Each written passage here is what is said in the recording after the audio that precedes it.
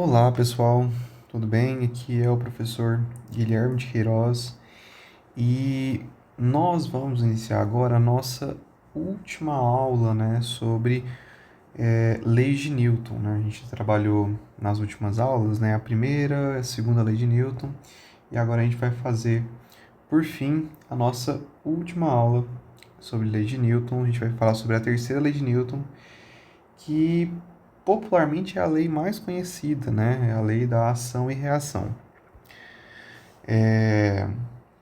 Vamos então tentar caracterizar essa lei, né? A terceira lei de Newton fala pra gente o seguinte: toda força de ação, então exercida por um corpo A sobre um corpo B, possui uma força de reação exercida por um corpo B sobre o corpo A, com mesmo módulo, a mesma direção e sentido oposto. Essas forças sempre atuam em corpos diferentes.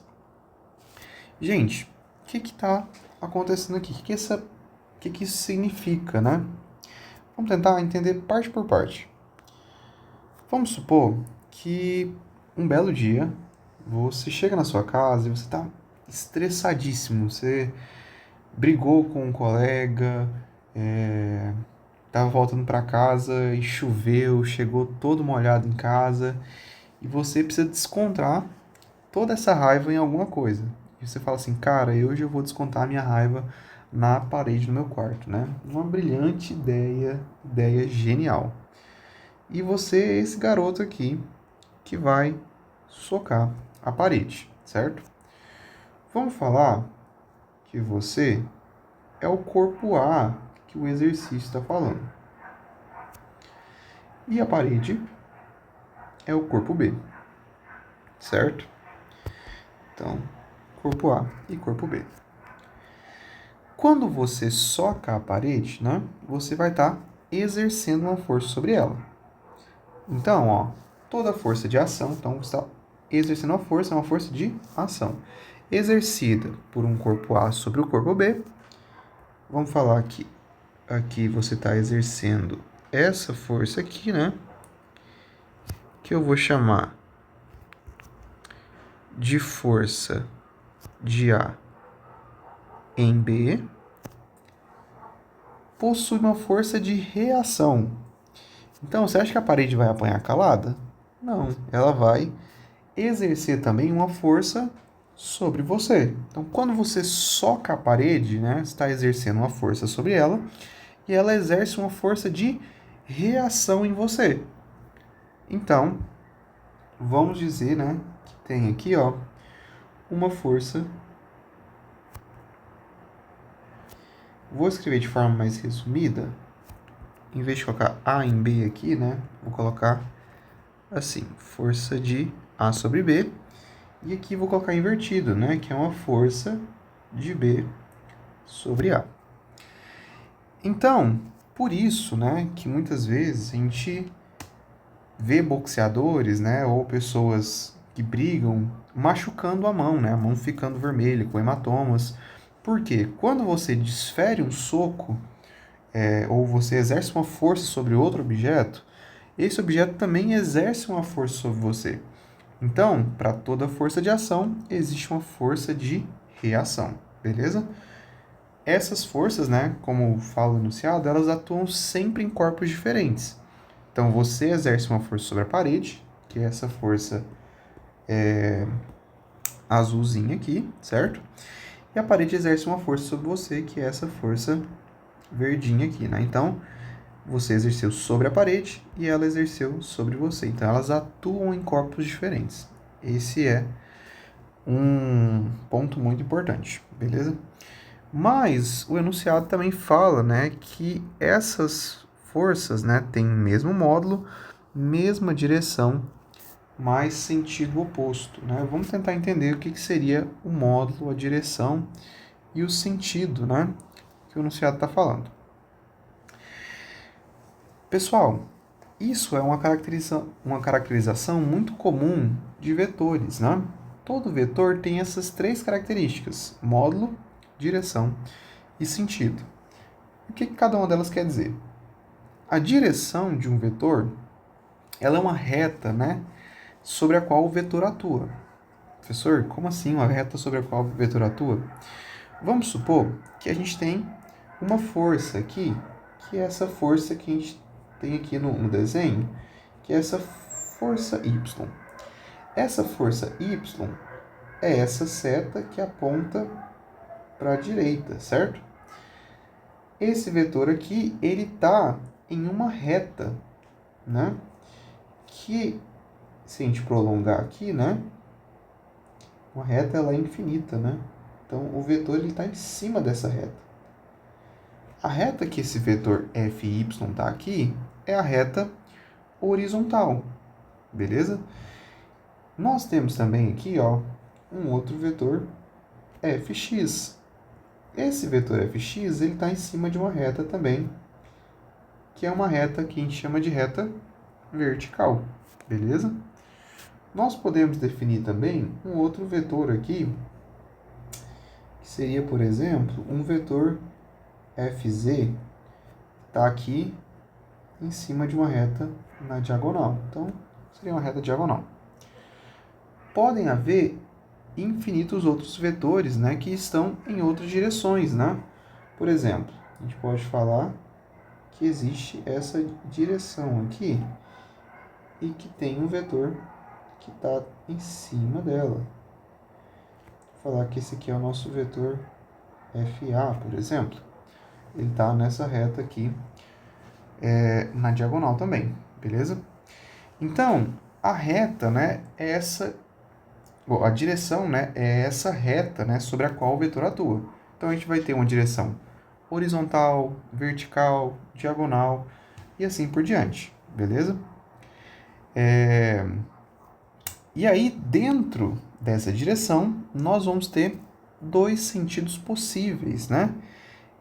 Então, a direção é essa orientação, o sentido é essa orientação dentro da direção. Professor, como assim? Vamos pensar em um por um aqui. Vamos começar com a direção horizontal, que é o nosso FY aqui. Esse desenho está trocado, né? Geralmente o Y é o vertical e o X o horizontal, mas é só em termos, né, aqui de exemplo. Esse vetor FY que a gente definiu aqui, ele está apontando para a direita, né, na horizontal. Mas a gente vai ter outra direção possível, que é na horizontal para a esquerda, né? Então esse vetor FY ele também poderia apontar no outro sentido dessa direção. Então, na direção horizontal, a gente tem dois sentidos possíveis. Um é para a esquerda, o outro é para a direita. Na direção vertical, a gente também vai ter dois sentidos possíveis. Um é para cima e o outro é para baixo, né? Então, a gente pode ter aqui também um vetor apontando para baixo, assim como na diagonal, né?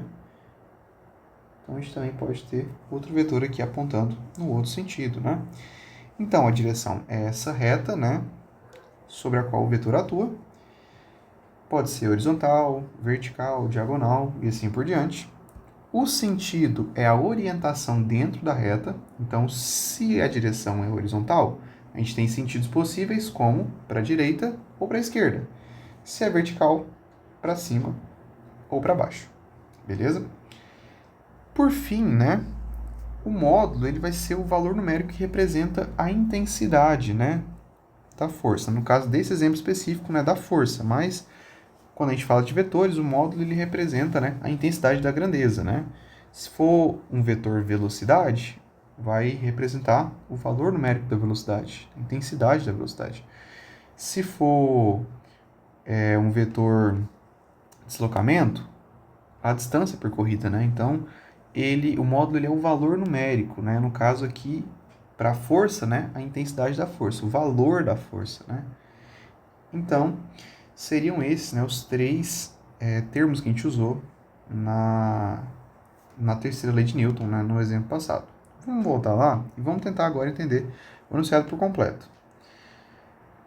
Toda força de ação exercida por um corpo A sobre um corpo B, então aqui no caso o garotinho que está socando, né, sobre a parede, que é o corpo B,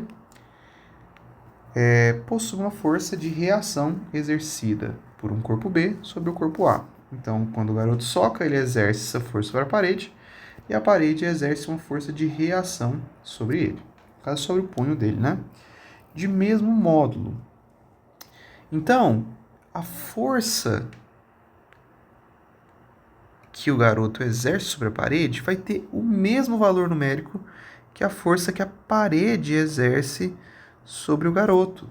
Então, se você soca a parede com muita força, a força de reação vai ter o mesmo valor, beleza? Vamos supor que seja 100 newtons. Então, você soca com a força de 100 newtons, a parede vai exercer sobre a sua mão uma força de 100 newtons também. Se você soca com a força de 10.000 newtons, a força que a parede vai exercer sobre a sua mão também vai ser de 10.000 newtons. Essas forças vão ter a mesma direção. Então, se você soca a parede na direção horizontal, a força de reação da parede também vai ser na direção horizontal. Por exemplo, essa força de reação aqui não poderia estar assim, né, na vertical. Ela tem que estar exatamente na mesma direção. Se você soca na diagonal, vai estar na diagonal também. Se você soca na vertical, vai estar na vertical também. Se você soca aqui, no caso, o soco que a gente está usando no exemplo, né, está na horizontal, então a força de reação também tem que estar na horizontal. Mas o sentido da força de reação é sempre oposto, né? Você pode perceber aqui que F de AB está apontando para a direita e F de BA está apontando para a esquerda, né? Então, os sentidos são opostos, né? Então, a força de reação tem o mesmo valor numérico e está na mesma direção, mas o sentido dessas duas forças são opostos, né? Essas forças são opostas, apontam em sentidos opostos. Esse é o nosso primeiro exemplo, né? Eu coloquei algumas outras imagens aqui que são exemplos também de forças de ação e reação. Você pode até perguntar, nossa, professor, como assim tem um rapaz remando aqui? Como que remar um barco? Remar em um barco, né? É um exemplo de ação e reação. Vamos pensar aqui, ó. Quando o garoto está remando, né? Ele exerce com o remo do barco uma força sobre a água, né? Ele empurra a água para trás, certo? Quando ele empurra a água para trás, vou falar aqui que é uma força de A sobre B, né? Vou falar que a água é o corpo B e o garoto é o corpo A. Quando ele empurra a água para trás, a água exerce sobre ele uma força de reação. Então, ela empurra ele no sentido oposto, né? Na mesma direção e com o mesmo valor numérico. Força aqui de B sobre A. Beleza, pessoal? É interessante isso porque quanto maior for, né, a força que você aplica durante a remada, né, maior vai ser a propulsão que você vai ter para frente, né? Então, mostrando que essas forças sempre vão ter o mesmo valor, beleza? Outro exemplo de força de ação e reação é uma caminhada. Quando você está caminhando, você empurra o chão para trás, então uma força de ação aqui, força de A sobre B, considerando o rapaz o corpo A e o chão o corpo B, e o chão te empurra para frente, né? Força de B sobre A. Então, nós percebemos, né, que essa lei da ação e reação ela vai estar presente, né, em vários contextos no nosso cotidiano, né? Tanto em uma simples caminhada, quanto em uma explosão de raiva aí que você soca a parede, ou remando um barco. A gente vai ver outras situações também, né? Quando você empurra alguém, você também é jogado para trás, né? Quando você empurra um objeto. Então, essas são situações, né, no cotidiano onde a terceira lei de Newton ela está agindo, né? Então, sempre que você exerce uma força, você vai ter também uma força de reação. de mesmo valor, mesma direção, sentido oposto, né? Lembrando que essas forças sempre atuam em corpos diferentes. Pessoal, essa foi a nossa aula sobre a terceira lei de Newton, né?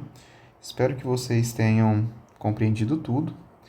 Caso vocês tenham alguma dúvida, né, pode deixar ela nos comentários, que eu vou tentar responder todos os comentários, tá? Ou também mandar essas dúvidas, né, no meu e-mail, tá bom? Tenham uma boa semana, bons estudos e até mais.